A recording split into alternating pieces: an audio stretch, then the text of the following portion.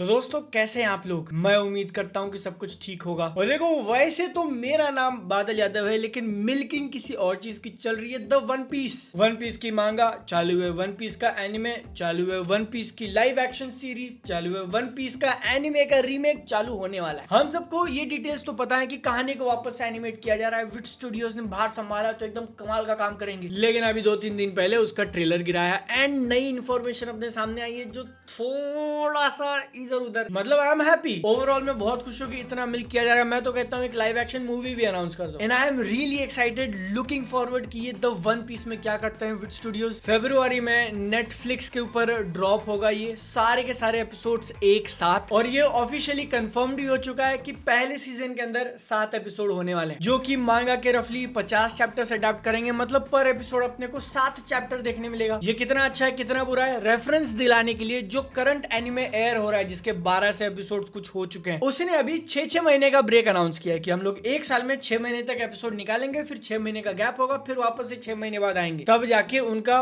पर एपिसोड एक chapter cover करने का प्लान है। And it is an improvement. Including me जो हार्डकोर फैंस है वो शुक्र मना रहे थे कि चलो एनिमे एक एपिसोड पर चैप्टर तक तो पहुंचा, बट इस नए रीमेक के अंदर 7 चैप्टर्स कवर करेंगे। अभी जुजुत्सु काइसेन का सीजन 3 आया था, उसमें यूता की फाइट को उन्होंने शायद 8 या 9 चैप्टर्स एक एपिसोड में घुसाए थे। मैंने कंप्लेन किया था कि थोड़ा फास्ट फील हुआ, बट वन पीस के केस में आई थिंक ये पेसिंग एकदम परफेक्ट साबित होने वाली है, क्योंकि उनका एक एपिसोड 40-42 मिनट का होगा। तो टेक्निकली एनिमे टर्म्स में पर एपिसोड हम लोग 3-4 चैप्टर्स देखने वाले हैं, विच इज गुड। एंड ये सारी चीजें कंफर्म्ड है। अब अगर बात करें कि 50 सेकंड का जो ट्रेलर अपने को दिखाया गया वो मुझे कैसा लगा, I think it was good. काफी वाइब्रेंट और एक तरीके से पॉप कर देने वाले कलर्स उन्होंने यूज किए हैं, जो इस कहानी के लिए बहुत सूट करता है। बट एक चीज से मैं डेफिनेटली सरप्राइज हो गया था कि इतना ज्यादा 3D CG का यूज किया जाएगा। इट लुक्स रियली गुड, और उसके कारण एनिमेटर्स को फ्रीडम मिल गई कि हम लोग कैमरा को मूव करते हुए दिखा सकते हैं कि क्राउड के बीच में से जा रहा है। ऑल्दो ये चीज नोटिसेबल है कि 3D CG यूज किया, बट क्योंकि इट लुक्स गुड तो मेरे को कोई दिक्कत नहीं है, एज लॉन्ग एज पूरे एपिसोड के अंदर ये क्वालिटी मेंटेन रहे। एंड क्योंकि लंबे लंबे एपिसोड होंगे तो इस बार एनिमेटर्स को चांस मिलेगा हम लोग अलग तरीके से फ्लो करें। क्योंकि पता नहीं शायद आपने नोटिस किया या नहीं किया, लेकिन 24 मिनट का जो एक ट्रेडिशनल एनिमे एपिसोड होता है उसमें इंट्रो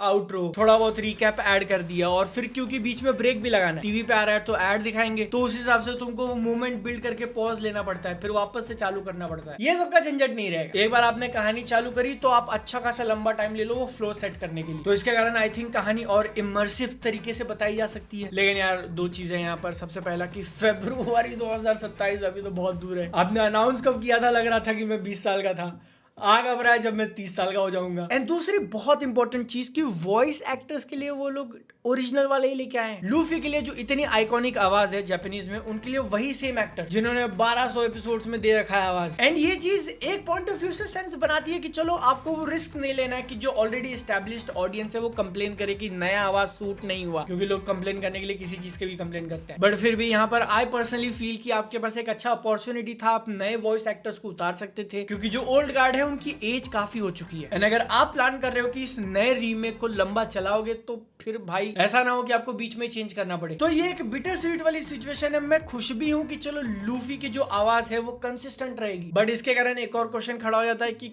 क्या फिर आप उतना लंबा प्लान नहीं कर रहे हो ये रीमेक बनाने का। एक थ्योरी फ्लोट हो रही थी इंटरनेट के ऊपर कि ये लोग पूरी की पूरी कहानी जो 1200-1400 जितने भी एपिसोड्स होंगे वो सारा रीमेक नहीं करेंगे, बस एक पॉइंट तक करेंगे जिसके आगे जो एग्जिस्टिंग एनिमे वो मॉडर्न फील होने लगे, लेट्स से वानो तक। ओके, आई थिंक अगर आपने वन पीस नहीं देखा है तो शायद समझ में नहीं होगा। एकदम छोटे से मैं क्लियर कर देता हूँ। जो पुराना एनिमे ऑलरेडी एग्जिस्ट करता है उसका अपना एक अलग चार्म है, बट वो पुराना हो चुका है। 900 के आसपास एक नया आर्क चालू होता है, एक नई कहानी चालू होती है, वानो आर्क। उसके आगे एनिमेशन ने एक बड़ा जंप लिया था विजुअल क्वालिटी में। अगर मेरे एडिटर ने अभी फोटो साइड बाय साइड लगाया होगा तो आपको समझ में आएगा। तो यहाँ पर इस बात की पॉसिबिलिटी है कि विट स्टूडियोज का ये जो रीमेक आ रहा है ना वो 900 चैप्टर तक ही जाए, क्योंकि उसके आगे टोय एनिमेशन का एक बढ़िया ठीक ठाक काम है। ऑल्दो पेसिंग इज तो ऐसा खिचड़ी वाला सिचुएशन है। सबसे बेस्ट यहाँ पर पॉसिबल बात यही है कि विट स्टूडियोज पूरा ऑल द वे जाए, लेकिन अगर आप ऑल द वे जा रहे हो तो आपको हो सकता है मोस्ट लाइकली वॉइस एक्टर्स बीच में चेंज करना पड़े। सो इट्स नॉट आइडियल आप जिस भी एंगल से देखो तो। बट अगेन एक्साइटमेंट काफी ज्यादा होगी। लेट्स सी, नए जनरेशन के लिए वन पीस होगा ये। जिसके बाद अटैक ऑन टाइटन और विलेन सागा किसको किसको पसंद है कमेंट से बोलो। मैं अगर आपको ये दोनों ही कहानियां पसंद है तो अगली बात सुन के चेहरे पे एक स्माइल आ जाएगी। विलेन सागा के जो मांगा का है माकोतो युकीमुरा, जिन्होंने उस कहानी को लिखा है, उनका ये बहुत बढ़िया कोट सामने आया कि वो अटैक ऑन टाइटन वापस से रिवॉच कर रहे हैं अपने तीसरे बेटे के साथ, और इसके कारण वो अपने फेमिलियर रोल में वापस आ चुके हैं कि फैमिली का वो बंदा जो अटैक ऑन टाइटन एक्सप्लेन करता है। रिटर्न टू शिगानशिना आर्क तक उन्होंने बिंज वॉच किया and he said it's so good, it's still so good. तो देखकर मेरे को ऐसा खुशी हुआ यार, विलेन सागा और अटैक ऑन टाइटन मजा आ गया। बस इससे ज्यादा कोई बड़ी बात नहीं थी, छोटी सी बात, छोटी सी खुशी। लॉर्ड ऑफ मिस्ट्रीज नाम से एक चाइनीज एनिमे काफी ज्यादा पॉपुलर हुआ था, आई थिंक आपने सुना होगा, मैंने डेडिकेटेड वीडियो बनाई है, जाके चेक कर लेना। मेरे को पता चलता है कि उसके नए एपिसोड्स ड्रॉप हुए, मैं क्रंचीरोल पे जाके देखता हूँ तो ये क्या बसड़ मची है, 4 सीजन और 33 एपिसोड्स कैसे दिखा रहे हैं। मैंने तो देखे बस 10, 12, 13 ही थे। 4 अलग अलग सीजन वाली जो लिस्टिंग दिख रही है ना, उसमें से बीच के 2 इग्नोर कर दो, मतलब मेरे को भी एग्जैक्टली नहीं पता वो क्या है, बस एक ऊपर ऊपर से आइडिया, तो आप बताना क्या इग्नोर करना चाहिए नहीं। बट जो लास्ट वाला है स्पेशल्स, वो लग रहा है कि फुल फ्लेजेड एपिसोड्स हैं 20-25 मिनट के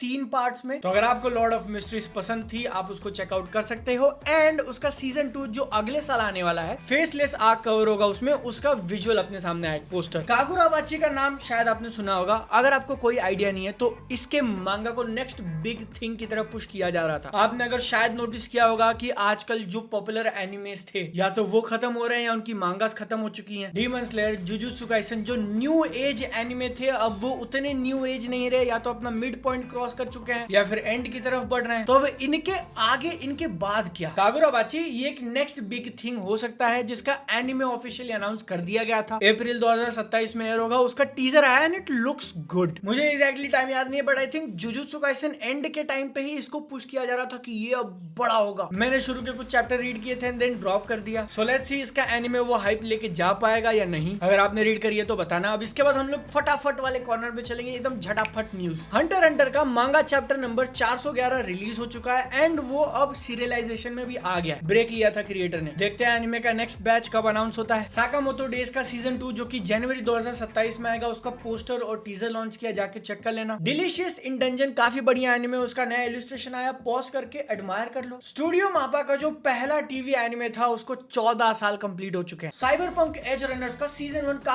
काफी पॉपुलर हुआ था, उसका सीजन 2 आने वाला है इस साल के एंड तक। पोस्टर निकाला, नए कैरेक्टर्स अपने को दिखे। सीजन 1 के कैरेक्टर्स रिपीट नहीं होने वाले, स्पेशली मेन वाले। मैं पर्सनली काफी ज्यादा एक्साइटेड हूं। Let's see. Wistoria wand and sword season 3 उसका ऑफिशियली अनाउंस हो चुका है, काम चालू है, अभी आएगा जब आएगा। लेकिन मेरे को ध्यान में आया एक सेकंड, इसका सीजन 1 सोलो लेवलिंग के सीजन 1 के 6 महीने बाद आया था, फिर भी सीजन 3 अनाउंस कर दिया। सोलो लेवलिंग वाले कहाँ हैं? चेनसो मैन के क्रिएटर फुजीमोतो की जो दूसरी एक एनिमे बनाई थी, छोटी सी फिल्म लुक बैक, उसको 2 साल कंप्लीट हो चुके हैं। Oh my God, I feel so old. 100 girlfriends who really love you season 2 आने वाला है 5 जुलाई से, उसका ट्रेलर आ चुका है। आई थिंक इसको देखना पड़ेगा। डेथ नोट को 19 साल कंप्लीट हो चुके हैं, उसकी एनिमे खत्म हुए 19। डैम, क्या आपको याद है वो टाइम जब ये एनिमे स्टार्टर पैक हुआ करता था? आज के टाइम पे कौन से एनिमे आते हैं स्टार्टर पैक में, डेफिनेटली बताना। जोजोस बिजार एडवेंचर का latest anime steel ball run, एक एपिसोड आया और गायब हो गया। भाई उस एक एपिसोड को आए भी कितने महीने हो गए। हाँ आपने सही सुना, एक लेटेस्ट नया एनिमे सीजन आया जिसमें सिर्फ एक ही एपिसोड है। उसका एपिसोड नंबर 2 आई थिंक 6-8 महीने बाद एक्सपेक्टेड है कि इस साल के एंड में कभी आएगा। एग्जैक्ट इन्फॉर्मेशन 3 जुलाई को अपने को पता चल सकती है। मुशोको टेंसेई जॉबलेस रीइंकार्नेशन का सीजन 3 एयर होने वाला है जुलाई से। Let's go. इरिस आइरिस जो भी कहते हैं, मोहतरमा का नया पोस्टर आया, फाइनली वो कहानी के अंदर कमबैक करेंगी। और अगर आप इसको देख रहे हो, आप कह रहे हो कि सारे ने 2 बीवियां एक साथ रखी कैसे, तीसरी भी आ गई लाइन में अभी। इसके पहले 2 एपिसोड एक साथ एयर होंगे जापान में 4 जुलाई को। टोहो एनिमेशन हाईक्यू को लेके एक पैनल होस्ट करने वाला है अगस्त में, एनिमे एनवाईसी जो इवेंट होगा 22 तारीख को। और ये उम्मीद लगाई जा रही है कि हाईक्यू की जो नेक्स्ट मूवी होगी, Haikyu versus the little giant, उसके बारे में कुछ इन्फॉर्मेशन आए। पिक्चर 2027 में एक्सपेक्टेड है। वन पंच मैन सीजन 3 का पार्ट 2 ऑलरेडी अनाउंस कर दिया गया था,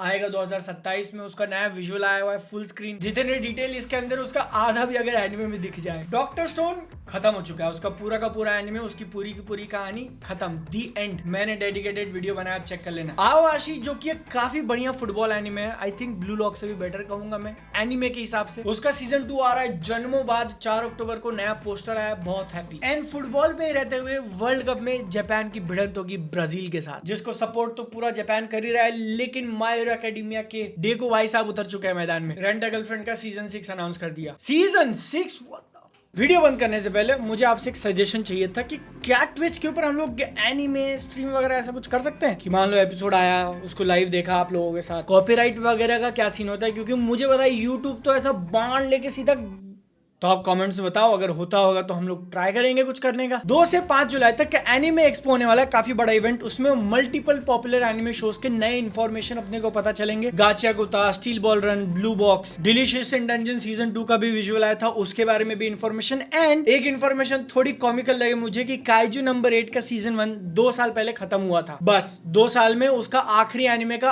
आखिरी सीजन भी आने वाला है। इतना छोटा रन। आप एनिमे क्लाउड को सब्सक्राइब करो। वीडियो 10 मिनट के ऊपर हो चुकी है तो मैं चलता हूँ। Tata bye bye.